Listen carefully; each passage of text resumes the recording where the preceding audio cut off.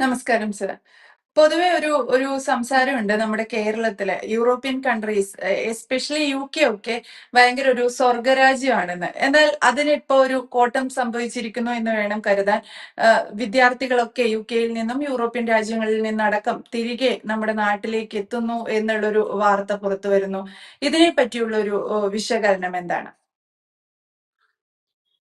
ഇത് UK സംബന്ധിച്ച് മാത്രമല്ല, എല്ലാ യൂറോപ്യൻ രാജ്യങ്ങളും കാനഡ, അമേരിക്ക, ഓസ്ട്രേലിയ അടക്കമുള്ള വിദേശ രാജ്യങ്ങളും ഇന്ന് സാമ്പത്തികമായി വലിയ ബുദ്ധിമുട്ടിലാണ്. അതുകൊണ്ട് തന്നെ ആ രാജ്യങ്ങളിലെ നികുതി നിരക്കുകളിലും വീട്ടുവാടക നിരക്കുകളിലും ചാർജുകളിലും വൻതോതിലുള്ള വർധനവ് ഉണ്ടായിട്ടുണ്ട്. യൂറോപ്പിൽ ബ്രിട്ടനിൽ നിന്നുള്ള ഒരു ഉദ്യോഗാർത്ഥി, ഒരു എംപ്ലോയി എന്നോട് സംസാരിച്ചു. അവിടെ, അതായത് ബ്രിട്ടനിൽ 5 ലക്ഷം ഇന്ത്യൻ രൂപ കിട്ടുകയാണെങ്കിൽ, ഇന്ത്യൻ രൂപയ്ക്ക് തുല്യമായിട്ടുള്ള അവിടുത്തെ പൗണ്ട് കിട്ടുകയാണെങ്കിൽ, നമ്മുടെ കേരളത്തിൽ 70,000 രൂപ കിട്ടുന്നതിന് തുല്യമാണ്. അതായത് ബ്രിട്ടനിൽ 5 ലക്ഷം രൂപ കിട്ടുന്നതും കേരളത്തിൽ 70,000 രൂപ കിട്ടുന്നതും ഒരുപോലെയാണ്. അവിടുത്തെ നികുതി നിരക്കുകൾ, അവിടെ നമുക്ക് 100 രൂപ കിട്ടിയാൽ 45 രൂപ ടാക്സ് ആയിട്ട് കൊടുക്കണം. പിന്നെ 55 രൂപയാണുള്ളത്. ആ 55 രൂപയിൽ നിന്ന് വീട്ടുവാടകയും പോയി അത്യാവശ്യം വീട്ടിലേക്ക് മേടിക്കേണ്ട ഗ്രോസറിയും വാങ്ങിച്ചു കഴിഞ്ഞാൽ നമുക്ക് ഒറ്റ ദിവസം കൊണ്ട് കയ്യിൽ കിട്ടുന്ന പൈസ തീരാണ്. 5 ലക്ഷം രൂപ കൈ കിട്ടുന്ന ആളിന്റെ കഥയാണ് ഞാൻ ഈ പറയുന്നത്. അതായത് അദ്ദേഹം പറഞ്ഞു, നമ്മുടെയൊക്കെ നാട്ടിൽ, കേരളത്തിൽ ഒന്നാം തീയതി ശമ്പളം കിട്ടിയാൽ അടുത്ത 30-ാം തീയതി വരെ എങ്ങനെ എത്താം എന്നാണ് നമ്മൾ ശ്രമിക്കുന്നത്. പക്ഷെ ബ്രിട്ടനിൽ 1-ാം തീയതി ശമ്പളം കിട്ടിയാൽ 2-ാം തീയതി വരെ എങ്ങനെ എത്താമെന്നാണ് അവർ നോക്കുന്നത്. അത്രയും ഗതികേടാണ്. ഇത് ബ്രിട്ടന്റെ മാത്രം അവസ്ഥയല്ല. ഇത് തന്നെയാണ് ഫ്രാൻസ്, ഇത് തന്നെയാണ് ജർമ്മനി, ഇത് തന്നെയാണ് ഇറ്റലി. ഇങ്ങനെ ഒരു യൂറോപ്യൻ രാജ്യങ്ങളുടെ ഒക്കെ അവസ്ഥ ഇതാണ്. എന്നാൽ കാനഡയിലോ ഇതിനേക്കാൾ ഗുരുതരമായ അവസ്ഥയിലാണ്. ഈ കഴിഞ്ഞ ദിവസം എന്നെ കാണാൻ ഒരു PhD ഹോൾഡർ ആയിട്ടുള്ള ഒരു കുട്ടി വന്നു. അയാൾ പറഞ്ഞു, കാനഡയിൽ പോയി 2 വർഷമായി, എനിക്ക് PhD ഉണ്ട്, വലിയ വലിയ യൂണിവേഴ്സിറ്റിയിൽ നിന്ന് MBA-യും PhD-യും എടുത്തതാണ്, പക്ഷെ പിടിച്ചു നിൽക്കാൻ പറ്റുന്നില്ല, തിരിച്ചു വരികയാണ്. അതുകൊണ്ട് കേരളത്തില് 25,000 രൂപയ്ക്ക് ശമ്പളം കിട്ടുന്ന എന്തെങ്കിലും ജോലി കിട്ടുമോ എന്നാണ് എന്നോട് ചോദിച്ചത്. കാനഡയിൽ പോയി തിരിച്ചു വരികയാണ്.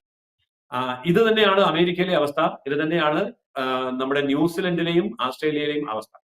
അതായത് ഇവരൊക്കെ എന്തുകൊണ്ട് തകർന്നു വീഴുന്നു എന്നുള്ള കാര്യവും നമ്മൾ ശ്രദ്ധിക്കേണ്ടതുണ്ട്.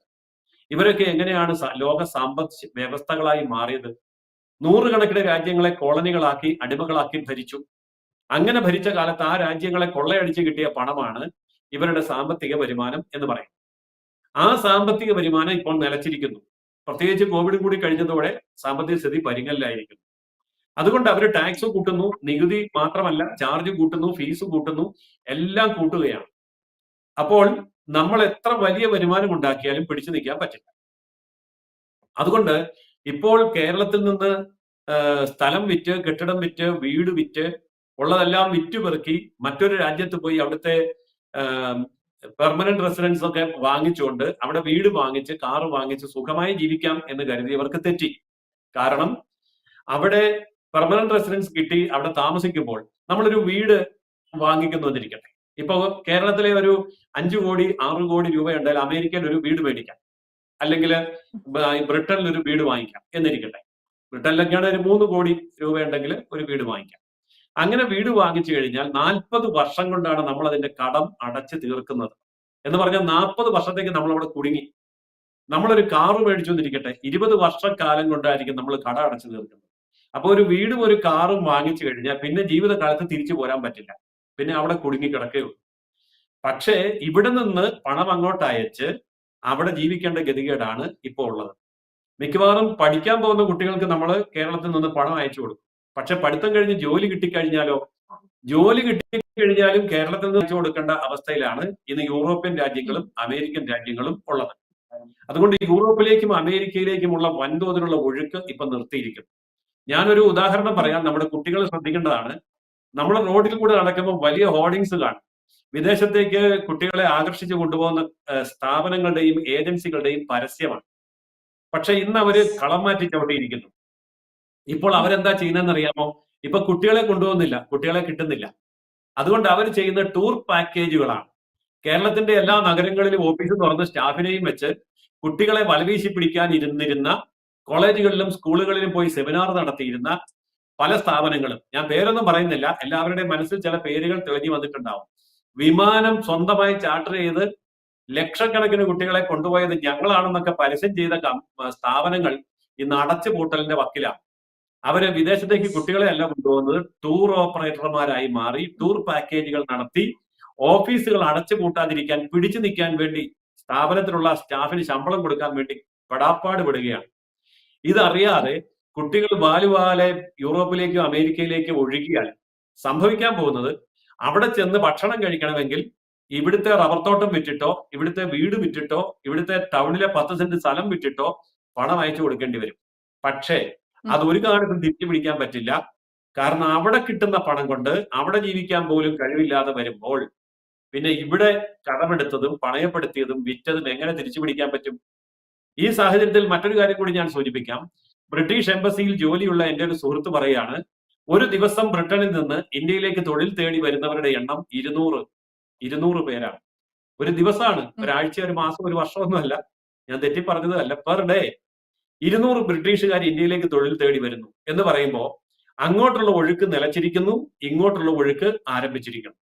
അതുകൊണ്ട് സാമ്പത്തിക രംഗത്തിന്റെ ശോഭന ഭാവിയുടെയും ഒക്കെ കാര്യങ്ങൾ സ്വപ്നം കണ്ടുകൊണ്ട് കേരളം വിട്ട് വിദേശ രാജ്യങ്ങളിലേക്ക് കുടിയേറാൻ ഒരുങ്ങുന്ന കുട്ടികളും മാതാപിതാക്കളും വളരെയേറെ ശ്രദ്ധിക്കേണ്ട ഒരു കാര്യമാണ് ഇത്. മറ്റൊരു കാര്യം കൂടി സൂചിപ്പിക്കട്ടെ, നമ്മൾ ഇവിടുന്ന് വിദ്യാർത്ഥികളാണ് കൂടുതൽ അങ്ങോട്ട് പോകുന്നത്. പക്ഷേ വിദ്യാർത്ഥികൾ പോകുമ്പോൾ ശ്രദ്ധിക്കേണ്ട ഒരു കാര്യം, വിദേശ രാജ്യങ്ങളിലെ പല ചെറിയ രാജ്യങ്ങളിലും അവിടെ യൂണിവേഴ്സിറ്റികൾ മാത്രമേ ഉള്ളൂ, കോളേജുകളില്ല. കാരണം അവിടുത്തെ രാജ്യങ്ങൾ ചെറുതാണ്. ബ്രിട്ടൻ എന്ന് പറഞ്ഞാൽ കർണാടകത്തിന്റെ ഒപ്പേ ഉള്ളൂ, ഫ്രാൻസ് എന്ന് പറഞ്ഞാൽ തമിഴ്നാടിന്റെ ഒപ്പേ ഉള്ളൂ, ഇറ്റലി എന്ന് പറഞ്ഞാൽ കേരളത്തിന്റെ ഒപ്പേ ഉള്ളൂ, അമേരിക്ക എന്ന് പറഞ്ഞാൽ ഉത്തർപ്രദേശിന്റെ ഒപ്പേ ഉള്ളൂ. ഇതറിയാൻ വയ്യാത്തവരാണ് അതൊക്കെ എന്തോ വലിയ രാജ്യങ്ങളാന്ന് ഓർത്ത് അങ്ങോട്ട് പോകുന്നത്. നമ്മൾ ഓർക്കണം, വടക്കേ അമേരിക്കൻ ഭൂഖണ്ഡത്തിലെ 17 രാജ്യങ്ങളും തെക്കേ അമേരിക്കൻ ഭൂഖണ്ഡത്തിലെ 24 രാജ്യങ്ങളും യൂറോപ്പിലെ 28 രാജ്യങ്ങളും ആസ്ട്രേലിയയും ചുറ്റുമുള്ള 18 ദ്വീപ് രാജ്യങ്ങളും ഈ 4 മഹാഭൂഖണ്ഡങ്ങളും അവിടുത്തെ 94 രാജ്യങ്ങളും ഒന്നിച്ചു കൂട്ടിയാൽ എത്ര ജനസംഖ്യ വരും? അതാണ് ഒരു ഇന്ത്യൻ ജനസംഖ്യ. ഒരു ദിവസം ഇന്ത്യയിലെ അമ്മമാര് പ്രസവിക്കുന്ന കുട്ടികളുടെ എണ്ണമാണ് ആസ്ട്രേലിയയിലെ ജനസംഖ്യ. ജനസംഖ്യാ ശാസ്ത്രജ്ഞന്മാർ പറയും ഇന്ത്യ ഓരോ ദിവസവും ഒരു ആസ്ട്രേലിയ പ്രസവിച്ചുകൊണ്ടിരിക്കുന്നു എന്നാണ്. അത്രയും വലിയ ജനസംഖ്യയുള്ള ഒരു രാജ്യമാണ് ഭാരതം. ഇവിടെ നിന്നിട്ട് ഇത്രയും വിഭവങ്ങളും സാഹചര്യങ്ങളും നമുക്കുണ്ട്. 5 ട്രില്യൺ എക്കണോമിയിലേക്ക് നമ്മൾ കുതിച്ചു മുന്നേറിക്കൊണ്ടിരിക്കുകയാണ്. വ്യാവസായിക മേഖലയിലും ബിസിനസ്സിലും അതുപോലെ തന്നെ കൃഷിയിലും സർവീസിലും ടെക്നോളജിയിലും ഡിഫൻസിലും നമ്മൾ വൻ ശക്തിയായി മാറിക്കഴിഞ്ഞിരിക്കുകയാണ്. ഇവിടം വിട്ട് വിദേശത്ത് പോയി രക്ഷപ്പെടാം എന്ന് ആഗ്രഹിക്കുന്നതിനേക്കാൾ എളുപ്പം ഇവിടെ തന്നെ രക്ഷപ്പെടുകയാണ്. അതുകൊണ്ട് നമ്മുടെ പുതിയ തലമുറയോടും കുട്ടികളോടും എനിക്ക് പറയാനുള്ള ഒരു സൂചന, വിദേശത്തിന്റെ ആകർഷണീയത അവസാനിച്ചിരിക്കുന്നു. വിദേശികൾ ഇപ്പോൾ ഇന്ത്യയിലേക്ക് വരുന്നു. വിദേശികൾ ഇന്ത്യയിലേക്ക് വരുമ്പോൾ നമ്മൾ എന്തിനാണ് വിദേശത്തേക്ക് പോകുന്നത്?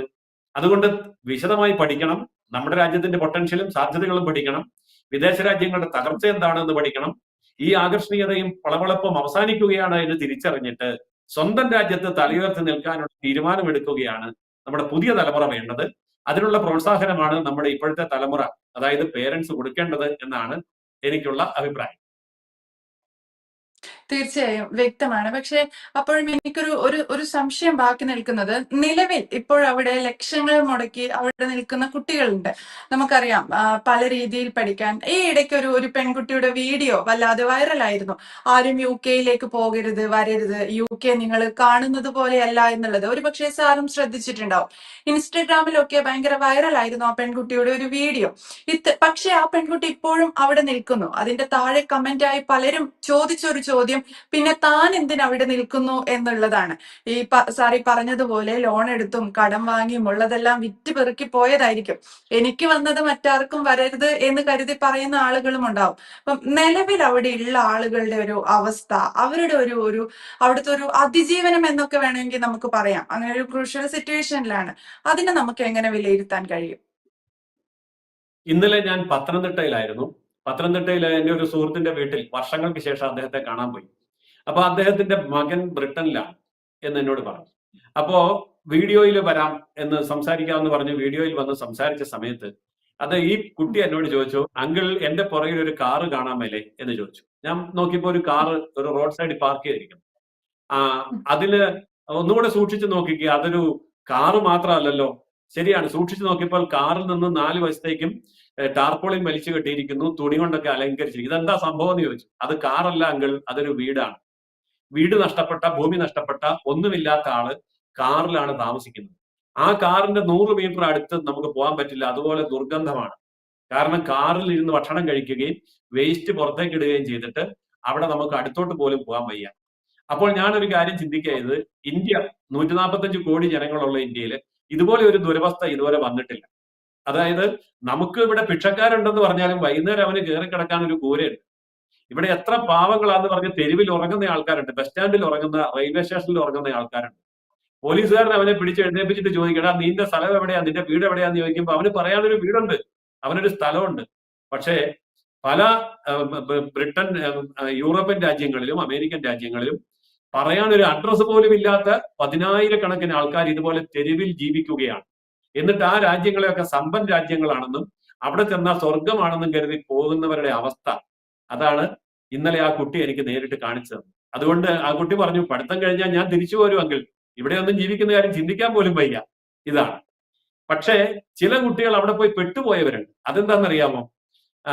ഇപ്പോൾ നീതു ചോദിച്ച ചോദ്യം, അങ്ങനെയുള്ള ചില കുട്ടികളുണ്ട്. അതായത് കൂട്ടുകാരുടെ പ്രേരണ, നാട്ടുകാരുടെ പ്രേരണ, മറ്റുള്ളവരുടെ ആകർഷണീയത വെച്ചിട്ട് പലരും പോകരുതെന്ന് പറഞ്ഞിട്ടും തുള്ളിച്ചാടി വിദേശത്ത് പോയ ആൾക്കാരുണ്ട്. അവർക്ക് നേരെ ഇങ്ങോട്ട് വരത്തില്ല. കാരണം ബാങ്കിൽ നിന്ന് ലോൺ എടുത്തു, വീട് പണയം വെച്ചു, പലതും വെക്കുമ്പോൾ അച്ഛനും അമ്മയും പറയും, മക്കളെ നിങ്ങളുടെ നിർബന്ധത്തിന് വഴങ്ങിയിട്ടാണ്, നിനക്ക് ശമ്പളം കിട്ടിയിട്ട് വേണം ഇതൊക്കെ തിരിച്ചു മേടിക്കാൻ. ആ കുട്ടിക്ക് തിരിച്ചു വരാൻ പറ്റില്ല. ആത്മഹത്യ ചെയ്യുന്ന കുട്ടികളുടെ കണക്കെന്താ പുറത്തു വരാത്തതെന്ന് ചോദിച്ചാൽ പുറത്തു വരാതെ മൂടി വെച്ചിരിക്കുന്നതുകൊണ്ടാ. വിദേശത്ത് പോയി പെട്ടുപോയി ആത്മഹത്യ ചെയ്യുന്നവരുണ്ട്. തിരിച്ചു വന്നിട്ട് മാനസിക നില തെറ്റിയവരുണ്ട്.